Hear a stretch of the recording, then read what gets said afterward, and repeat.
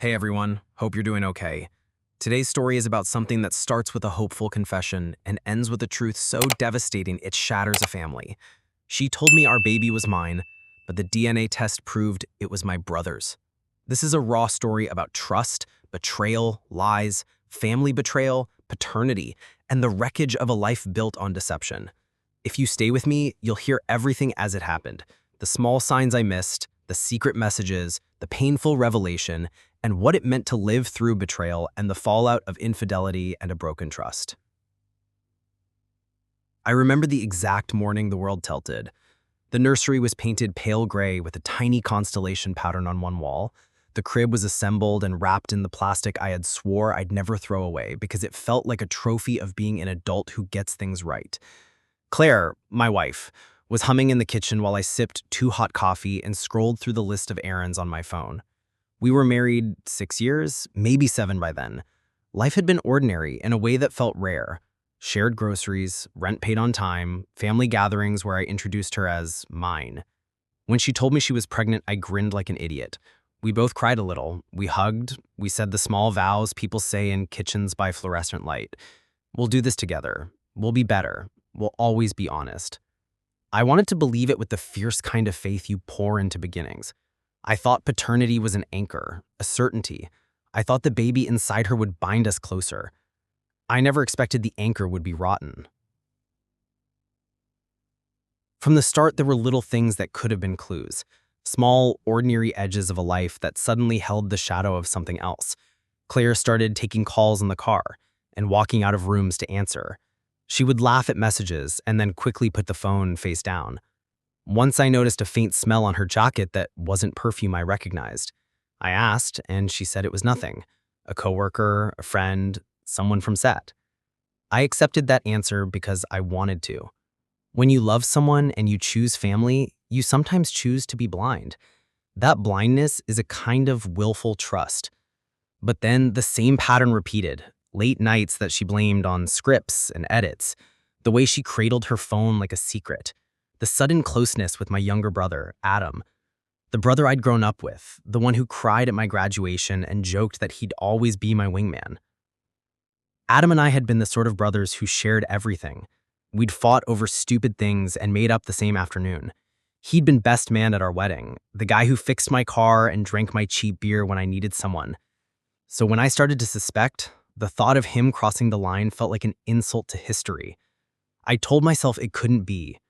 Yet the signs kept stacking like small coins in a jar, inconsequential until one day the jar broke and all the coins spilled to show the truth beneath.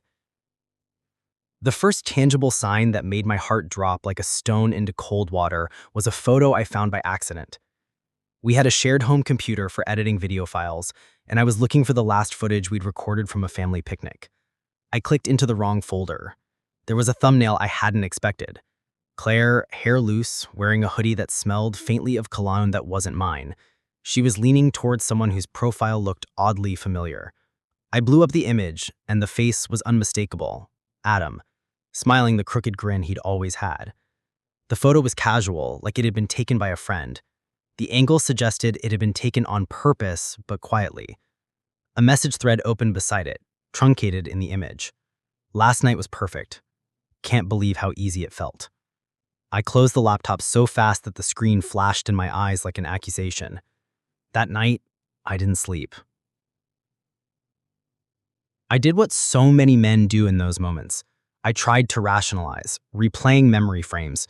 Was I missing something? Were there other explanations? Did the timeline line up? I wanted to believe that the picture was a misinterpretation, that perhaps Adam and Claire were rehearsing something silly for a behind-the-scenes gag. But the particular ache in my gut was honest. It told me something I didn't want to hear. Betrayal thrives in plausible deniability, in the casual small lies and the justice wants moments. It grows quietly when no one lights it. Over the next weeks, I became a private detective of my own life. I checked calendars, I watched for patterns of times and places. I paid quiet attention to the small asymmetries, the way Claire's phone would dim when I picked it up, the sudden origination of texts at midnight, the way Adam would message a laughing emoji when I was around, but become vague when we were just the three of us. I found restaurant receipts for dates that were business meetings on days she said she was at home. I found a Google Calendar entry for a coffee with A, penciled in for a Tuesday, while I had expected her to be editing footage. Again, a man can play at stoicism. It's nothing, I told myself. But deep down, a slow terror built. If there was even a shadow of doubt about paternity, I wanted clarity. Maybe it's a strange instinct for some men to want to possess the certainty of fatherhood. Maybe it's ego. Maybe it's love. For me, it was all of those. I wanted to know if the child I hummed lullabies to in the middle of the night, whose tiny fist would curl around my finger, was mine. As the due date approached, the house got quieter in a new way. Claire was often distant in that particular way of being protective and preoccupied. She would repeat how excited she was, how nervous and grateful, but there was a brittle edge. I started to plan to ask for a paternity test later, when things had calmed, when our life was in a raw, post-birth, jet-lagged mess. I wanted to be a fair man, not to accuse in pregnancy, but I had to also be the man who knew. The twins arrived in that washed-out hospital light like a miracle in a storm. In a blur of monitors and nurses and the metallic smell of disinfectant, I held one of them and felt something that had nothing to do with blood and everything to do with the human heart. A sudden, bottomless love that swelled so big it seemed to lift me. The babies were beautiful in a way that felt sacred and unfair all at once. I changed diapers, I learned the rhythm of feeding, I sang to a child who would call me daddy in a voice that melted the armor I had built. Being a father was an identity carved into the soft bone of me. I imagined their future birthday cakes and scratched knees, the first foods they would hate and the jokes they would borrow. I thought of legacy in the quiet, protective ways men sometimes think. Names, stories, the small rituals passed down by loyalty. This is what made what came next feel like a violent theft. Someone had taken not only my wife's fidelity, but also the right to be unambiguously their father. Weeks after the birth, the fog of new parent sleep deprivation gave way to a peculiar steadiness. I continued to work remote edits late at night and took shifts with feeding so Claire could rest. But beneath the domestic peace, the quiet unease had not left me. I watched how Claire moved through the house, how she watched Adam on video calls, how she smiled when he popped up on FaceTime. I tried to be generous with my trust because it felt like the moral of our vows. But sometimes trust has a cost. I started to ask small, careful questions. Did she meet up with someone? Did she text late? She answered with the truthy but out-of-sight words people use to keep peace. It was nothing, just a friend. Work. I wanted to be the man who believed that just a friend could be true. I wanted to be naive because the alternative was a world of confirmed lies. But the evidence, the receipts, the calendar patterns, the tone of messages kept accumulating like a dossier. One night, unable to sleep, I found myself scanning through backups on an old external drive. Stupid, invasive, and the kind of thing you do when your life feels like it might be rearranged by someone else's secrets. A folder labeled Photos Backup contained images from months before. Claire at a coffee shop, Claire at a small film screening, Claire smiling in ways I knew intimately. Then there was an image of 2 cups on a table and a shadowed figure leaning in.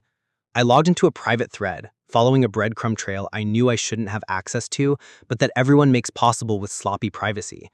There were messages, not explosive in their language, but affectionate in a way that erases friendship. I missed our late talks, can't wait to see you tonight.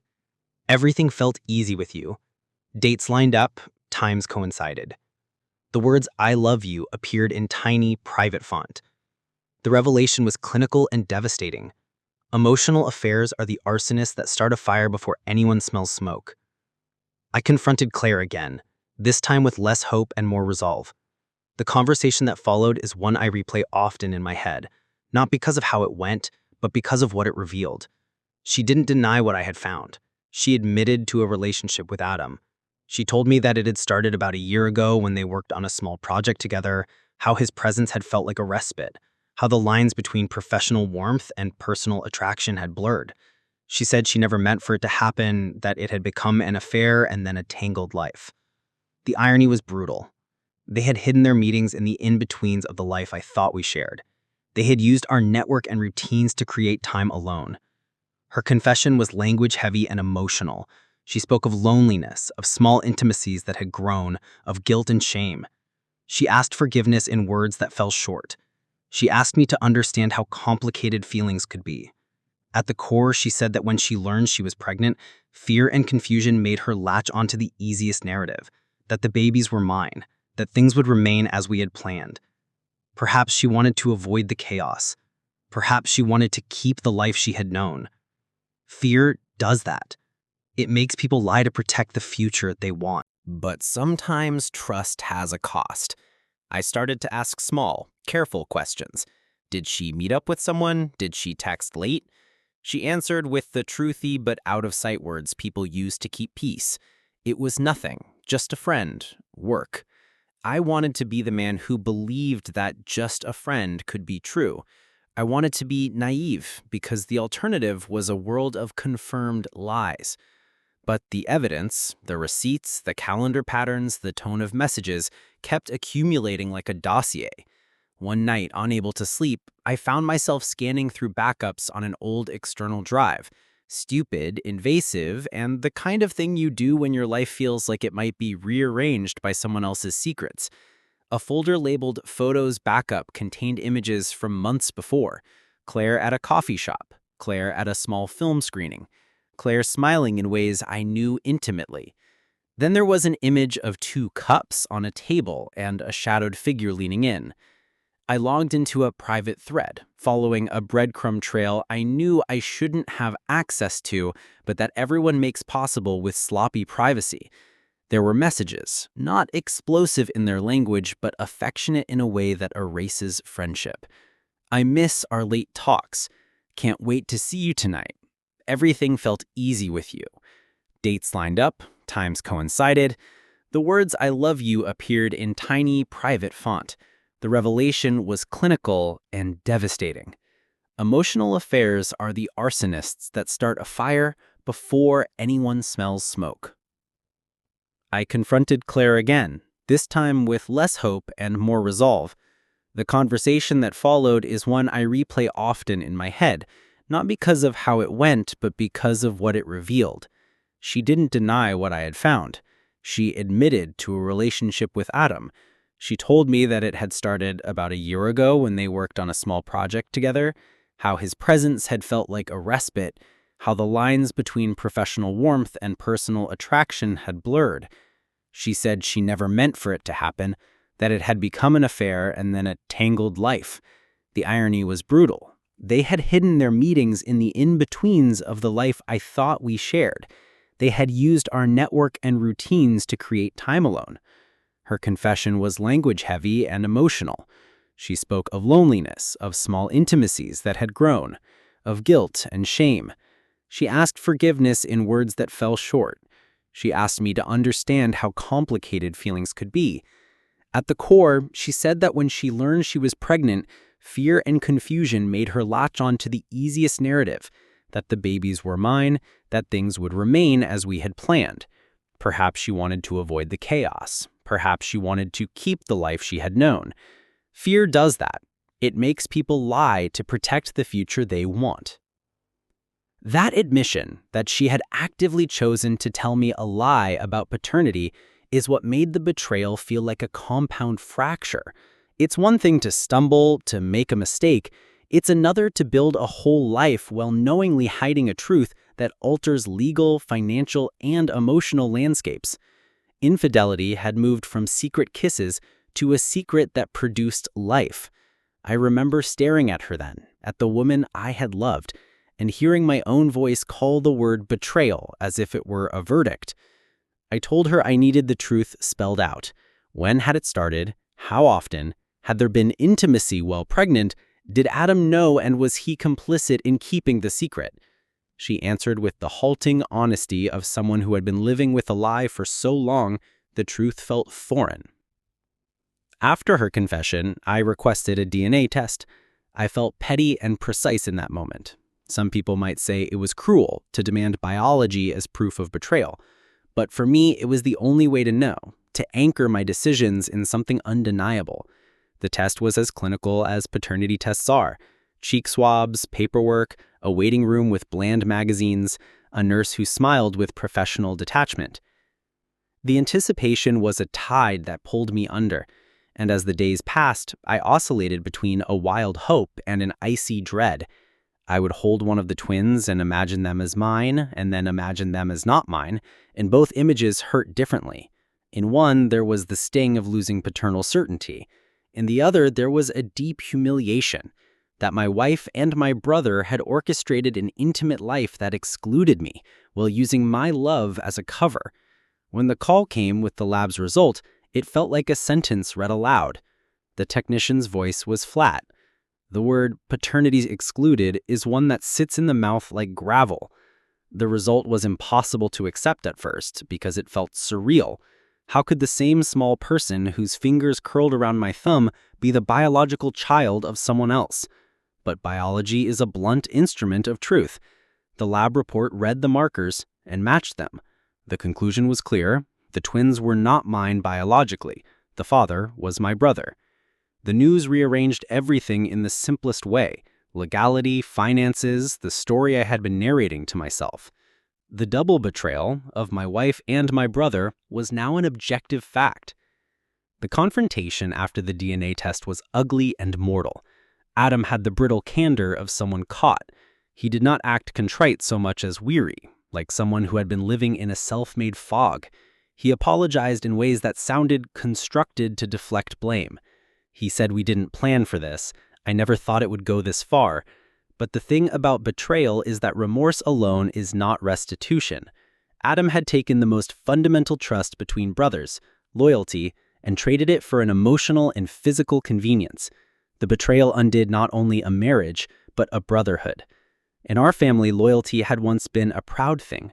Now it felt like a cheap word pasted onto cracked porcelain. The social fallout was merciless in a slow way.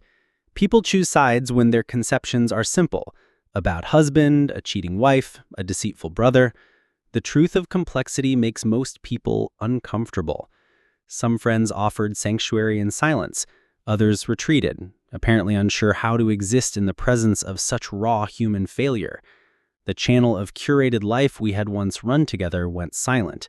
Our followers noticed, of course. We had been public figures of a small kind, and speculation whirled. I refused at first to make our private collapse public for clicks. I could have weaponized the proof and broadcast the betrayal.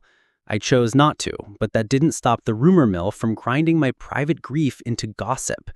The world is hungry for stories of betrayal, and it feeds on them whether you give it permission or not.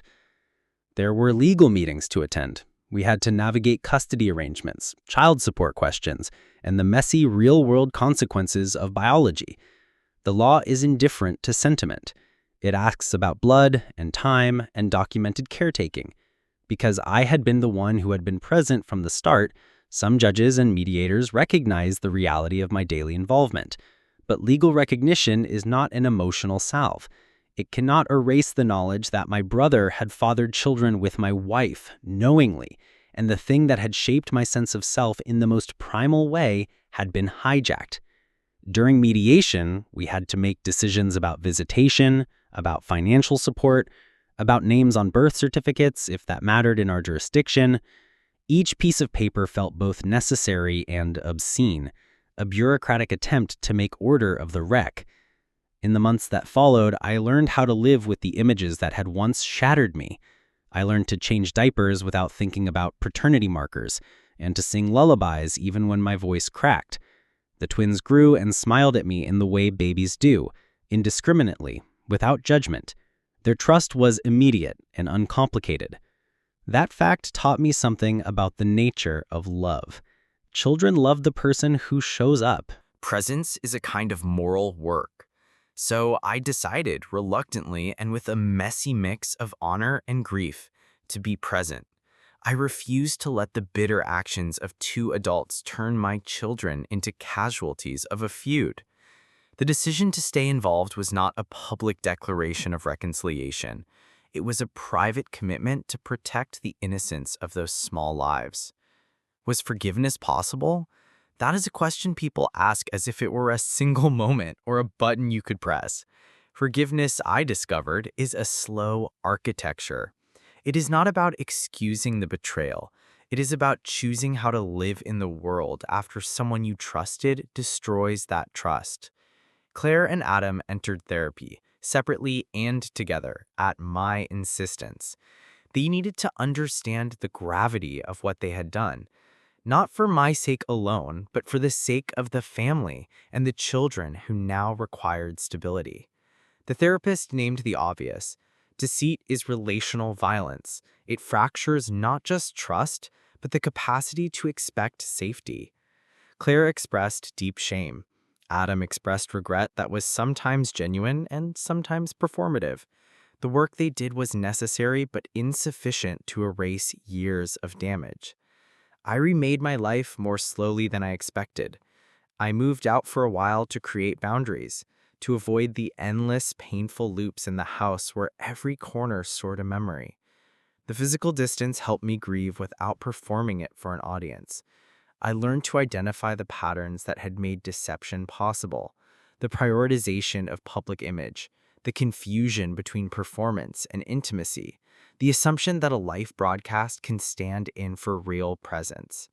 I began to prioritize small things, shared dinners without screens, scheduled times to be truly together if we tried reconciliation, transparency around schedules and contacts.